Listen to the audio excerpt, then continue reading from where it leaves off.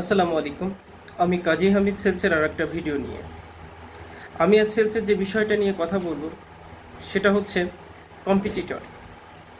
আমরা সবাই জানি মার্কেটে আমাদের সবচেয়েতে যেটা নিয়ে আমরা বেশি চিন্তিত থাকি বা যেটা আমাদের জন্য কষ্টকর মনে হয় সেটা হচ্ছে কম্পিটিটর। প্রতিটা প্রতিষ্ঠানই কাজ করতে গেলে সিনোনিম লেভেলের কিছু কোম্পানি মার্কেটে দেখা যায়, এটা স্বাভাবিক বিষয়। তো আজ আমি যে বিষয়টা নিয়ে কথা বলবো সেটা হচ্ছে আমরা অনেক সময় বলি মার্কেটে আমরা যখন সেলস অফিসারদের জিজ্ঞেস করি সেলসের কী অবস্থা বা সেলসের কী বিষয়, ভালো খারাপ দিক জিজ্ঞেস করি, তখন ম্যাক্সিমাম অফিসাররা বলেন যে স্যার কম্পিটিটরের কারণে সেলস ভালো হচ্ছে না, বা অমুক একটা কোম্পানি তার রেট কম বা অমুক প্রোডাক্টের রেট কম। স্পেসিফিক ওয়েতে যখন আমরা জানতে চাই যে আসলে বিষয়টা বলেন তো কোন কোম্পানি কী প্রোগ্রাম চলছে, কী কারণে কী অবস্থা, তো সেক্ষেত্রে আমরা স্পেসিফিক ওয়েতে তখন মূল তথ্যটা জানতে পারি না।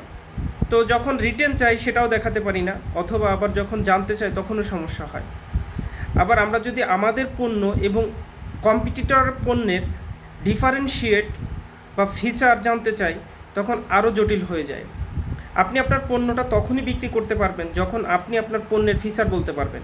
আপনি তখনই পণ্য বিক্রি ভালো করতে পারবেন, অর্ডার ভালো কাটতে পারবেন যখন কিনা আপনি আপনার পণ্যের থেকে কম্পিটিটরের পণ্যের কম্পারেটিভলি ভালো দিক উপস্থাপন করতে পারবেন। আপনি ভালো অর্ডার করতে পারবেন যখন আপনি ক্যালকুলেটার আপনার প্রফিট মার্জিন বুঝিয়ে দিতে পারবেন। বাল্ক পরিমাণ সেলস করবেন, বাল্ক পরিমাণ ইন্টারেস্ট পাবেন, এটাই স্বাভাবিক। আপনি যখন আপনার আপনার প্রোডাক্টকে হাইলাইটস করতে পারবেন তখন আপনি ভালো সেলস করতে পারবেন। আপনি যখন অন্যের প্রোডাক্ট এবং আপনার প্রোডাক্টের কম্পারিজন দিয়ে আপনি ভালো কিছু উপস্থাপন করতে পারবেন তখন আপনি ভালো অর্ডার পাবেন।